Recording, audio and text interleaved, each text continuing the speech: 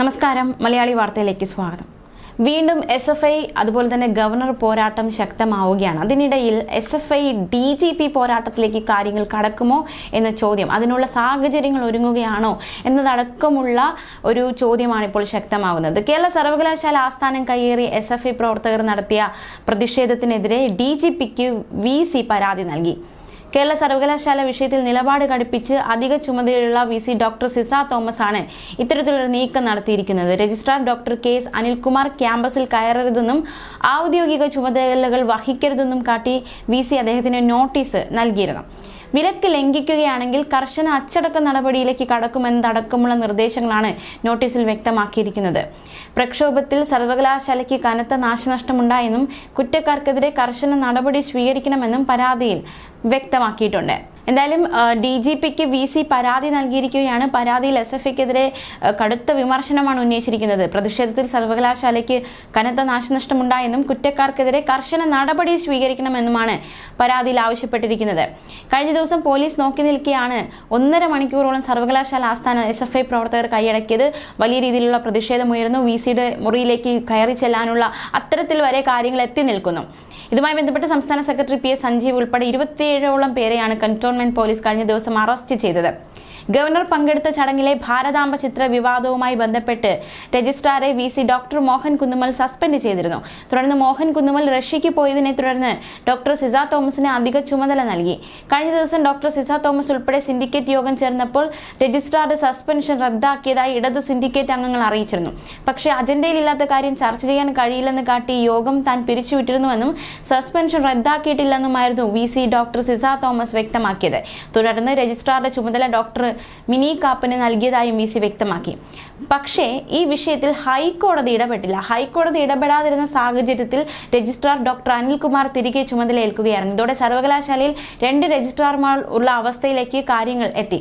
ഇതിനിടെയാണ് ഡോക്ടർ അനിൽകുമാർ സർവകലാശാല ക്യാമ്പസിൽ കയറരുതെന്നും ഔദ്യോഗിക ചുമതലകൾ നിർവഹിക്കാൻ പാടില്ലെന്നും കാട്ടി VC ഡോക്ടർ സിസ തോമസ് മുന്നറിയിപ്പ് നൽകിയത്. അനിൽകുമാറിന്റെ സസ്പെൻഷൻ റദ്ദാക്കിയ സിൻഡിക്കേറ്റ് തീരുമാനം ഗവർണർ റദ്ദാക്കുമെന്ന സൂചനയും വരുന്നുണ്ട്. എന്തായാലും DGPക്ക് ഇപ്പോൾ SFIക്കെതിരെ VC പരാതി നൽകിയിരിക്കുകയാണ്. കഴിഞ്ഞ ദിവസം നടന്ന വലിയ രീതിയിലുള്ള പ്രതിഷേധങ്ങൾ, അതുപോലെ തന്നെ കനത്ത പ്രതിഷേധമാണ് കഴിഞ്ഞ ദിവസം SFIയുടെ ഭാഗത്തു നിന്ന് സർവകലാശാല ആസ്ഥാനത്തുണ്ടായത്. ഇതിനെതിരെയെല്ലാം ഇപ്പോൾ DGPക്ക് പരാതി നൽകിയിരിക്കുകയാണ്. DGP തീർച്ചയായിട്ടും അദ്ദേഹത്തിന് പരാതിയിട്ടിരിക്കുന്ന സാഹചര്യത്തിൽ നടപടി സ്വീകരിക്കേണ്ട ഒരു സാഹചര്യത്തിലേക്ക് കാര്യങ്ങൾ എത്തുക തന്നെ ചെയ്യും.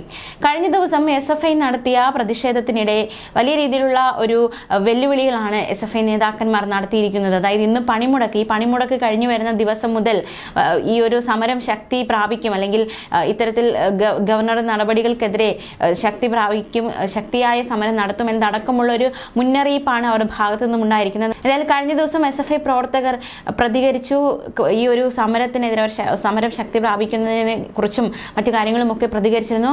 അവരുടെ പ്രതികരണത്തിലേക്ക്. സംരക്ഷിക്കാനുള്ള പോരാട്ടമാണ് കേരളത്തിലെ വിദ്യാർത്ഥി പ്രസ്ഥാനം SFI ഏറ്റെടുത്തിരിക്കുന്നത്. വളരെ അഭിമാനത്തോടെയാണ് ഞങ്ങൾ ഈ പോരാട്ടത്തിന് നേതൃത്വം കൊടുക്കുന്നത്.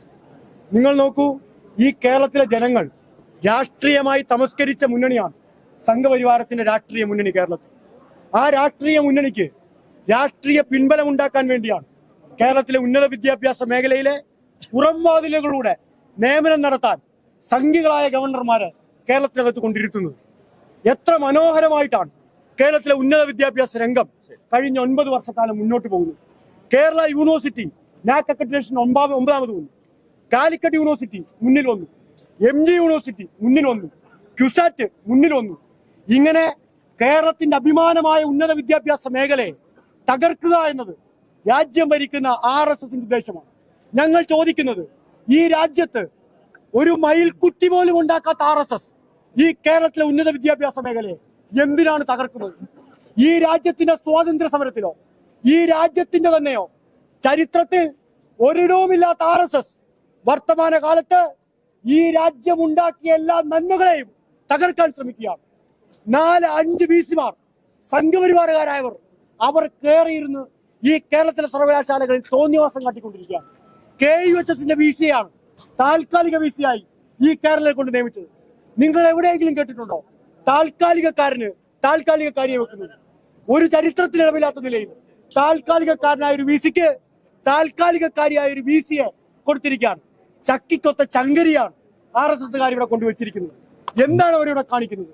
ഈ കുട്ടികളുടെ സർട്ടിഫിക്കറ്റുകൾ ഇവിടെ കെട്ടിക്കിടക്കുക.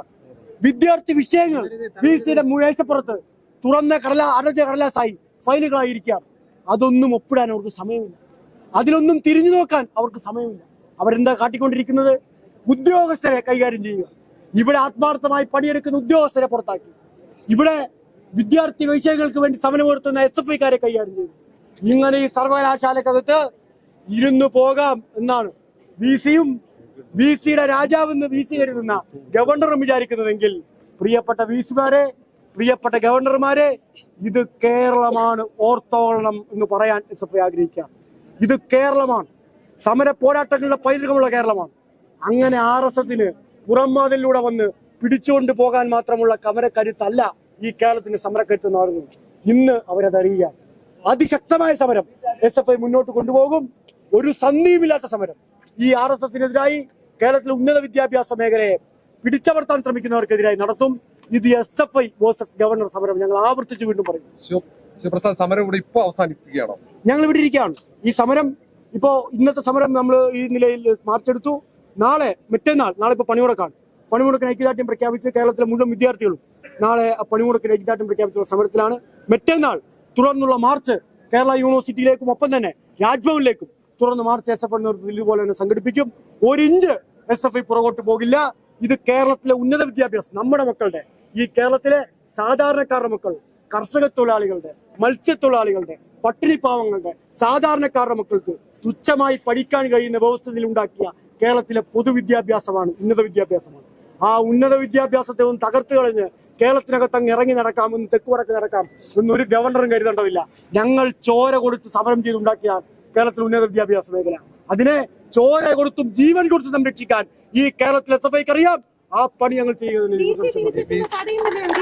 ഒരു സംശയം വേണ്ടതില്ല. VC എന്നത് ഈ രാജ്യത്തെ ഒരു സ്റ്റാറ്റ്യൂട്ട് പദവിയാണ്. ആ സ്റ്റാറ്റ്യൂട്ട് പദവി സ്റ്റാറ്റ്യൂട്ട് അനുസരിച്ചാണ് അദ്ദേഹം പ്രവർത്തിക്കേണ്ടത്. അല്ലാതെ രാജ്ഭവനിൽ നിന്നോ RSS-ന്റെ കാര്യാലയത്തിൽ നിന്ന് കൊടുക്കുന്ന നിർദ്ദേശം അനുസരിച്ചല്ല ഈ കേരളത്തിനകത്ത് VC പ്രവർത്തിക്കുന്നത്. ഞാൻ നിങ്ങളോട് ചോദ്യം ചോദിക്കട്ടെ. ഈ കേരളത്തിലെ 4 VC-മാർ ഇന്നലെ സേവാഭാരതിയുടെ പരിപാടിക്ക് പോയി. നിങ്ങൾ ഏതെങ്കിലും ഒരു മാധ്യമ പ്രവർത്തകർ മൈക്കുമായി പോയി ചോദിച്ചോ, നിങ്ങൾ ഇങ്ങനെ സേവാഭാരതിയുടെ പരിപാടിക്ക് പോകുന്നത് ശരിയാണോ? സംഘപരിവാരത്തിന്റെ പരിപാടിക്ക് പരസ്യമായി ഇറങ്ങി നടക്കുന്നവരായി കേരളത്തിലെ VC-മാർ മാറുക.